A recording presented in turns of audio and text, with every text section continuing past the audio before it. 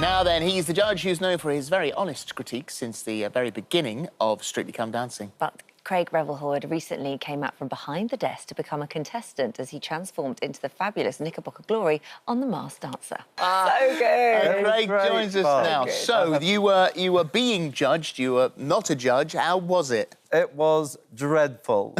No, I don't like being judged, but I thought, I've got to put the shoe on the other foot. I've really put my money where my mouth is. And I did that as a challenge, really, personally, for me, to see, number one, whether I could still dance, and number two, how difficult it is to be judged and also put yourself on the line. And being in that mask was really difficult, and everyone will tell you how difficult it is to dance in that weight. It was all-consuming. And so when you say how difficult it was to be judged, will that therefore change you as a judge? No. Right. No, I'm saying that only because...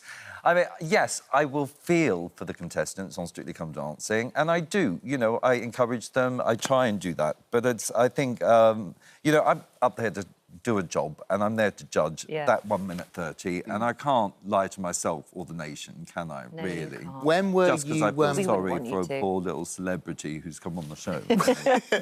When were you told about the change in the judging I was lineup? told yesterday afternoon, and... Did you know it? Did you think it was coming? No, really, because I was discussing it with Bruno, because we've just been filming, you know, a road trip show, and together, and we were talking about whether he was going to be able to fly backwards and forwards, and of course he can't. It's just too sort of risky, I think, at the moment. Yeah. So delighted when Anton got the job. I was over the moon. And in fact, I spoke to him on the way to the studio here today, and he's super excited, as we all are.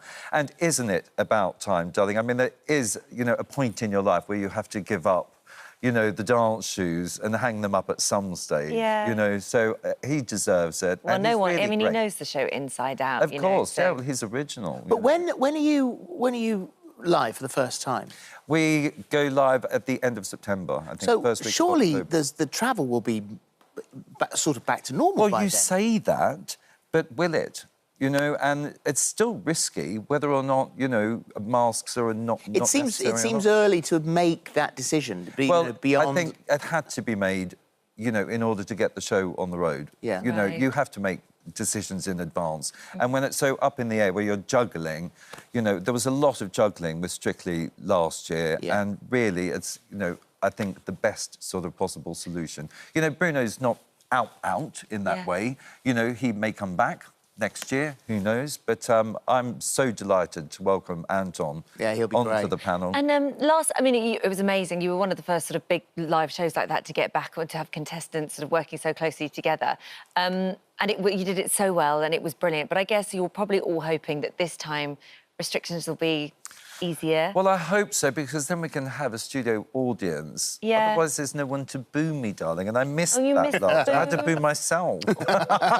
It was, it felt really flat, but it was amazing. We had 10 of, you know, the crew in screaming and shouting, which did help a lot. But I certainly missed the crowd, definitely.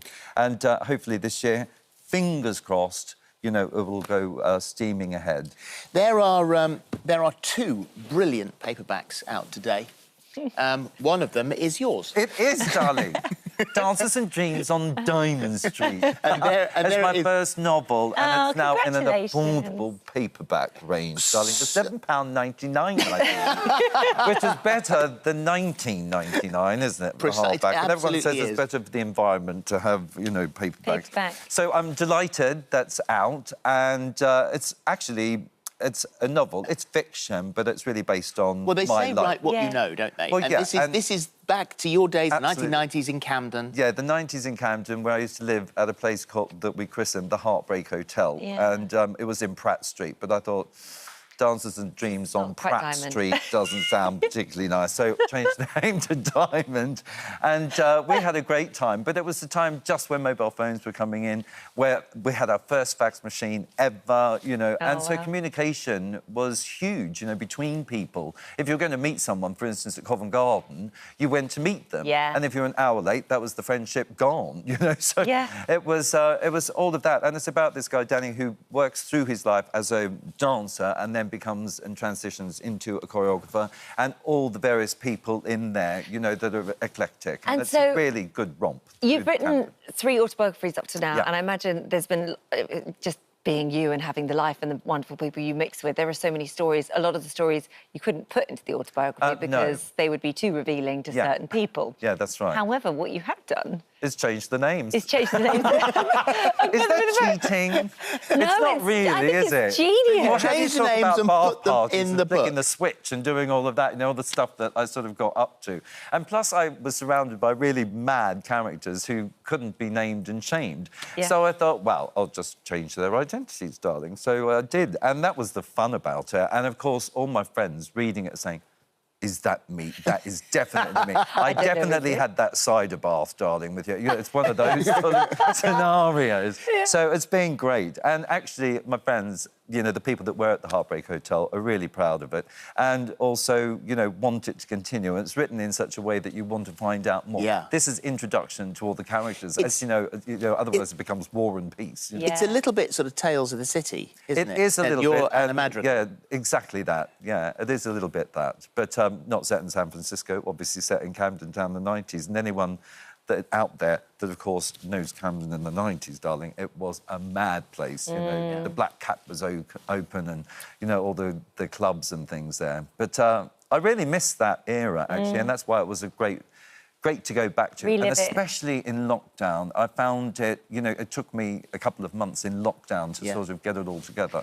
And that kept me really, really busy, so I didn't notice it as much. Well, it sounds like there's going to be more as well from what you've just said, which is exciting. There has to be, darling. But also more from you, because there's the tour, which obviously got cancelled, and that's... Oh, the Old Balls and Glitter tour. I'm so sorry for everyone that booked for that. I mean, you know, there was nothing we could do. No. So I decided to make an executive decision and put it off until spring next year. Right. So it will start March, April, May, June next year and go all around the country, and I'm sticking to that no matter what, because it's been cancelled twice now. Yeah.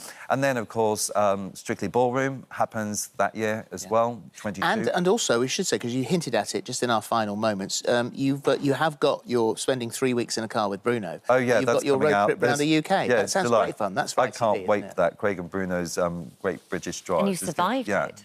The road trip. Well, only just. I mean, I don't know what's going to end up in the edit, but there was a lot of swearing. But like old married couple together. Who was driving? And a little bit of bad reversing on Bruno's part too, but that's all I'm going into. There was a few accidents. It was brilliant, though. And just seeing places all around the country that I have not actually seen before. So I was loving it. Well, it's lovely to see you. It's so nice to see you. Craig's book, Dances and Dreams on Diamond Street. There you go. That's what it looks like. And it is out today, along with other very good paperbacks.